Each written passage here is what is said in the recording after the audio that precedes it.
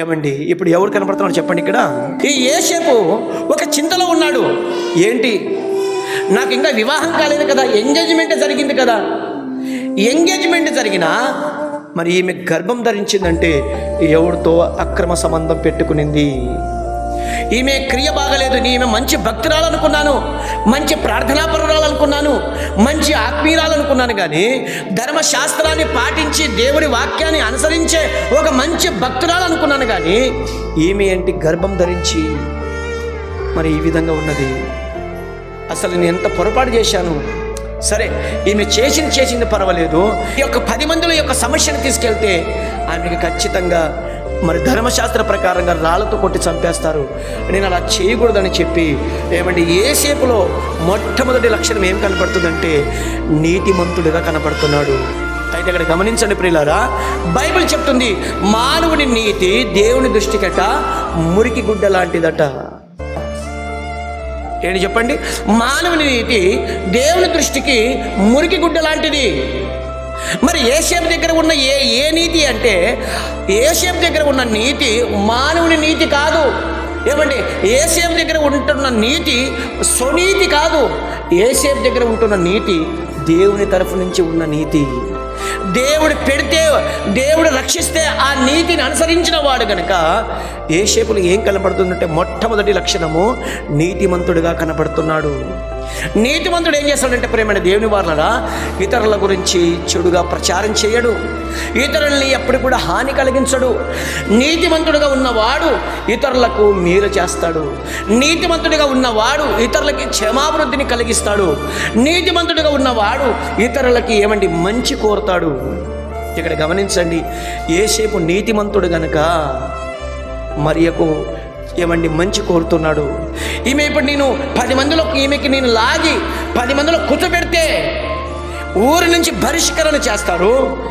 వాళ్ళ తల్లిదండ్రులు దూరం అయిపోతారు, వారి జాతి నుండి దూరం అయిపోతుంది. చివరికి ఊరు బయట తీసుకెళ్ళి రాళ్లతో కొట్టి చంపేస్తారు. వద్దు, ఆమె చేసిన తప్పుకి ఆమె శిక్ష అనుభవిస్తుంది, నేను మాత్రం రహస్యంగా వదిలిపెట్టాలి అనుకున్నాడు. రహస్యంగా ఆ నేరం అయితే ఏదైతే ఉన్నదో అది నేనే మోసుకొని నేనే రహస్యంగా వదిలిపెట్టాలని ఏమంటే యోసేపు గారి జీవితంలో ఏం కనబడుతుందంటే మంచి నీతి గలవాడుగా కనబడుతున్నాడు. ఆ మాట చూడండి, 18వ వచనంలో మనం చూస్తున్నాం. మత్తయి సువార్త 1వ అధ్యాయము 18వ వచనం. ఆమె భర్త అయిన యోసేపు నీతిమంతుడై ఉండి ఆమెను అవమానపరచనొల్లక. దేవునికి స్తోత్రం. ఆమెను అవమానపరచాలని ఇష్టపడలేదు యోసేపు. ఇప్పుడు నేను 10 మందిలో కూర్చోబెట్టి పెద్దల దగ్గర కూర్చోబెట్టి మాట్లాడితే ఈమె అవమాన పాలవుతుంది. ఏమండి, ఈరోజు ఎంతమంది భర్తలు భార్యలకి అవమానపరిచే వాళ్ళు ఉన్నారు చెప్పండి?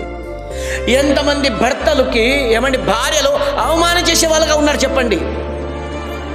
ఏమండి, భార్య భర్తలుగా ఉండి ఒకరి మాట అంటే ఒకరికి గిట్టక, ఒకరంటే ఒకరు పడక ఎన్ని కుటుంబాలు పాడైపోయాయి చెప్పండి సమాజంలో.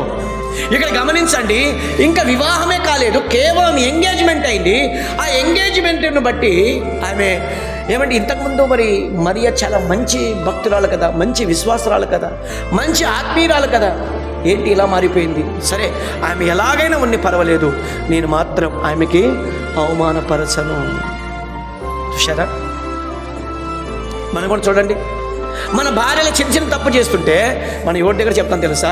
స్నేహితుల దగ్గర వెళ్ళి చెప్తుంటాం, ఇరుగు పొరుగు వాళ్ళ దగ్గర పోయి చెప్తుంటాం, ఏమండి మన బంధువుల దగ్గర పోయి చెప్తుంటాం, నా భార్య ఇలాంటిది, నా భర్త ఇలాంటి వాడు, మా అత్త ఇలాంటిది, నా కోడలు ఇలాంటిది అని చెప్పి మరి బయట సమాజంలో వెళ్ళి మన కుటుంబంలో ఉన్న వారి కోసం చెడు ప్రచారం చేస్తుంటాం. గమనించండి, యోసేపు ఏమండి మరియకు అవమానపరచడానికి ఇష్టపడలేదు. మరియను క్షమిస్తున్నాడు, మరియను దయతలుస్తున్నాడు, మరియను ప్రేమిస్తున్నాడు. మరియ గురించి యోసేపు మాట్లాడడానికి ఇష్టపడలేదు.